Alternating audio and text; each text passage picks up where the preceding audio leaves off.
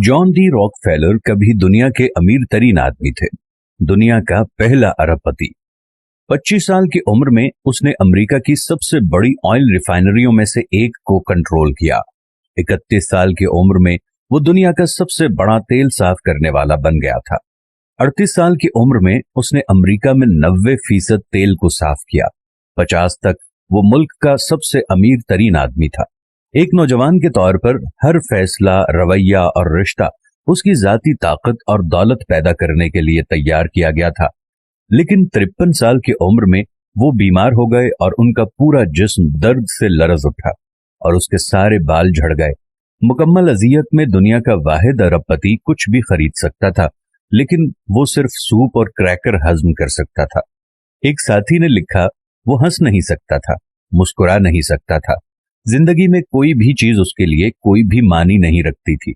उसके जाती इंतहाई माहिर डॉक्टरों ने ये पेशेंट गोई की थी कि वो 1 साल के अंदर अंदर मर जाएगा। वो साल आहिस्ता आहिस्ता गुजर गया।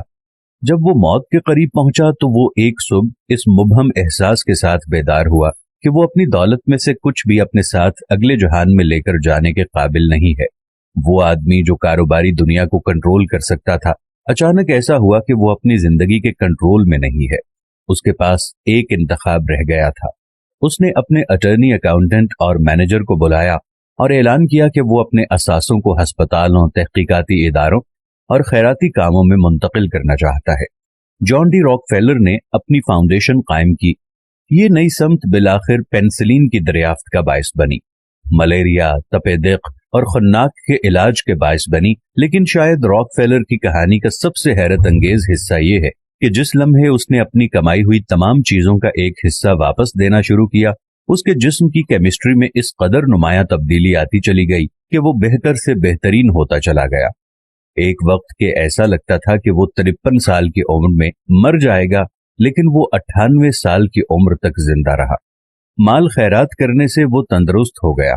गोया ये खैरात नाम की चीज भी एक तरीका इलाज है, इसे भी आजमा कर देख लीजिए। अपनी मौत से पहले उसने अपनी डायरी में लिखा कि सुप्रीम एनर्जी ने मुझे ये सिखाया है कि सब कुछ उसका है और मैं उसकी ख्वाहिशात की तकमील के लिए सिर्फ एक चैनल हूं। मेरी जिंदगी एक तवील खुशगवार छड़ी है। मैंने परेशानी को रास्ते में छोड़ दिया। अब मैं था और मेरा खुदा था। मेरे लिए हर दिन अच्छा था। दुनिया में हर चीज और हर बात का हर्फ आखिर सिर्फ और सिर्फ खुदा ताला की जात है। अगर आपने उसकी मर्जी के मुताबिक जीना शुरू कर दिया तो आपकी जिंदगी की तकालीफ कम होना शुरू हो जाएंगी, और अगर आपने उसकी मर्जी के मुताबिक जिंदगी ना गुजारी तो जिंदगी में बहुत सारी बीमारियां, परेशानियां आपके सामने आती रहेंगी। दुनिया में आप दौलतमंद तो हो सकते हैं, लेकिन पुरसुकून नहीं हो सकते। तो खुदा ताला के बताए हुए तरीके पर जिंदगी गुजारें और अपने आप को पुरसुकून रखें। मैं अपने देखने वाले दोस्तों से ये गुजारिश करता हूं कि एक दफा आप सब अपनी जिंदगी की तरफ नजर दौड़ाएं और अपनी जिंदगी को अल्लाह की राह की तरफ ले आएं। देख लीजिएगा कितना सुकून मिलेगा।